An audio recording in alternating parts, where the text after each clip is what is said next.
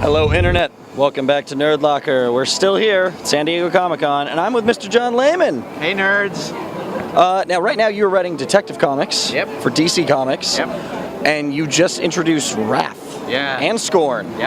What can you tell us about, sort of Scorn. Scorn Splat. Well, yeah, 1.0. What can you tell us about, I guess, the Scorn we're going to see and Wrath? Well, this Scorn's dead, and whether I bring back a new Scorn, that's not going to happen for a while. But Rath is like almost literally the anti-Batman. I mean, there are different other villains in his rogues gallery that are kind of reflections of Batman, but this guy is sort of the anti-Batman. You know, he's the rich industrialist dude with a lot of toys and a secret identity, and he had a sidekick. But instead of trying to make justice, he's trying to kill cops. And when Batman gets in his way, he's trying to kill Batman. Now, with Batman Inc. having a big storyline this year, Batman, a lot of this stuff. Why is Detective Comics the Batman book to be reading right now? Well, I'm trying to make it it's like a detective book. It's detective. So for me, there's always got to be a case, and I'm trying to make it self-contained. Even when there are larger overarching stories, at least you're going to get some sort of mystery with some sort of resolution. So if you can't afford to pick up 12 Batman books a month, and you just want one story that's as complete as you're going to get, there you go.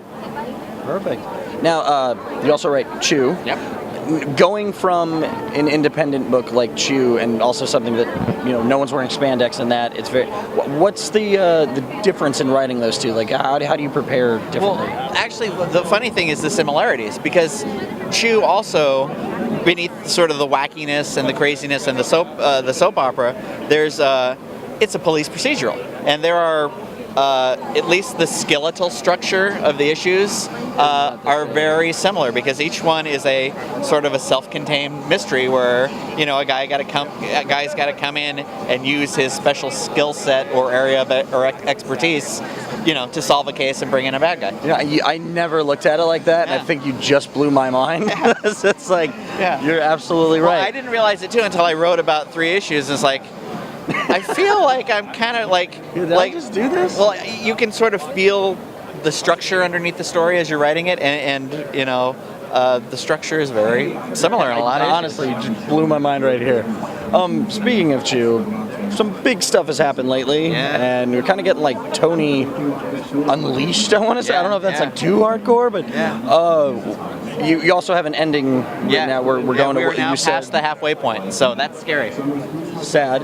What can we expect to see from? Is this something? What's going on now with him? Is this something that's going to carry out through the end, or are we going to see a resolution and then new stuff as we get to the end of the book? A little of both. I mean, there are things that will resolve, but we are, constantly moving towards, the end of the book, and each arc, something kind of significant happens that propels that. Awesome. I don't mean to jump right back, but back to Detective.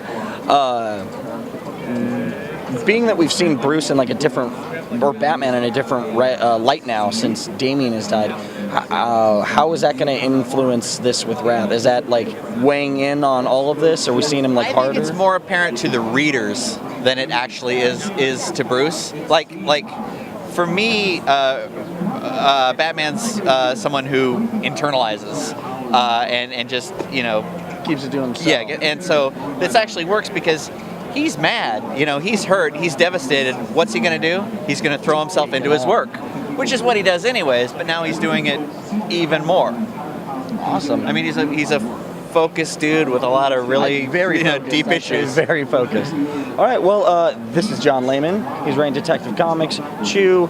He is awesome, so check out all this stuff, and thank you very much for your time, sir. See you later, nerds. Hey, this is John Layman. You are watching Nerdlocker, a place for your inner nerd.